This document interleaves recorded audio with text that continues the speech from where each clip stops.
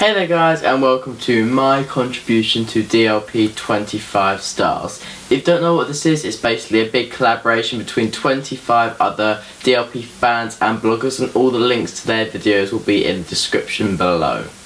So let's get on to my topic. My topic is top 10 Fantasyland attractions. My number 10 attraction for the top 10 Fantasyland attractions is the Storybook Canals in Storybook Land. I think it's just such a cute attraction with all the little props from all the fairy tales like Hansel and Gretel and Rapunzel's Tower and Belle and Beast's Castle. It's just such a nice little way to relax on the boats. It never really has much of a queue either, so it's something you can always do if you're struggling for things to do.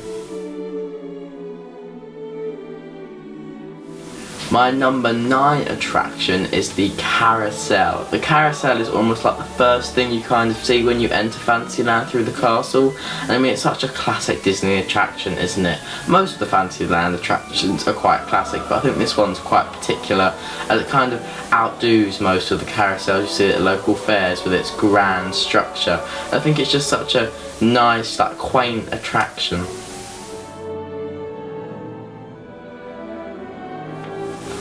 My number 8 attraction from the top 10 Fantasyland attractions is Casey Jr. Casey Jr. is next to the Storybook Canals and kind of gives a different vantage point of the sets and scenes, and in my opinion you can see some of the stuff actually quite better. Some of the things you can see better are Belle and Beast's Castle and Rapunzel's Tower as you kind of go past it. Casey Jr. is more of like a kind of like a tamer Big Thunder Mountain, so if you're not quite ready for Big Thunder Mountain, it's a good one to go on if you want a small bit of thrill. I think Steve included it in his top 10 attractions for thrill avoiders, so you have to check his video out. Number 7 for me is the teacups. What a Disneyland attraction. I think our teacups are the best design in the world. They've got this beautiful kind of like glass canopy across the top, and they're in a really nice position as well in kind of like an Alice in Wonderland themed area. So if you see in Walt Disney World, they kind of have like an awkward cross between Tomorrowland, and it's kind of not as nice.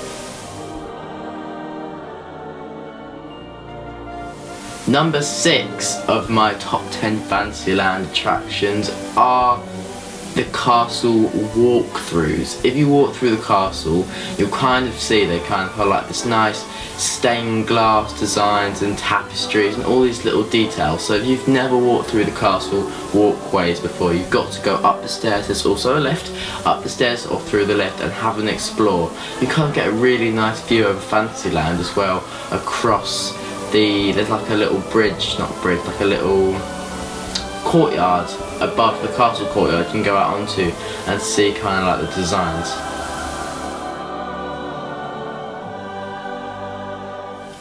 Number 5 of my top 10 Fantasyland attractions is the Dragon's Lair. The Dragon's Lair at one point contained the biggest animatronic in the world. It is a large dragon under the Merlin Enchanter shop that awakes and has smoke pouring out of its nose and kind of moves about this pool of water, giving everyone dirty looks. When I first went to DLP, I never actually knew this existed, so when I returned when I was slightly older, it was one of the first stops I did, and wow, it's cool.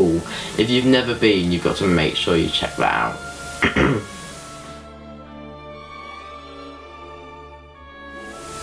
My 4th favourite attraction in Fantasyland is Dumbo the Flying Elephant.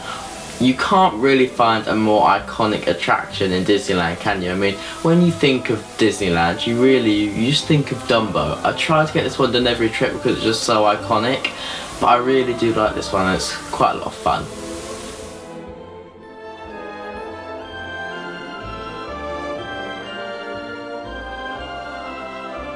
Number 3 in my top 10 Fantasyland attractions is Meet Mickey at the Fantasyland Theatre. I mean, who doesn't want to meet Mickey on every single trip? I think it's such a perfect location. You go into his little theatre, backstage they've got all these awesome little details. Like, my favourite little detail backstage is probably when you go into the room, you see his suitcase and it's got little stamps from everywhere he's been, from Castaway Cay to Hong Kong Disneyland, Tokyo, Paris, Marne-la-Vallée. It's all over there. I think they've added such some nice little details for us fans to pick out.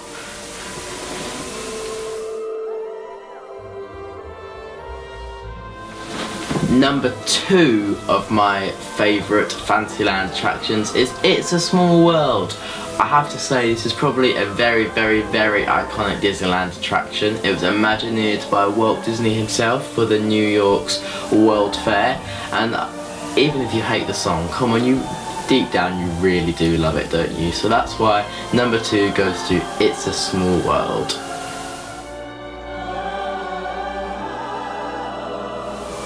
Number 1, the big finale. And I mean, if you know me well, then you probably know what's coming. What hasn't appeared on this list yet? Peter Pan's Fly. When I first went to Disneyland Paris, this was my favourite attraction, and still is, to be honest. I love just flying over London. The dark light effect still amazes me. I really wish, my dream is to one day ride the Shanghai version, because that looked absolutely amazing.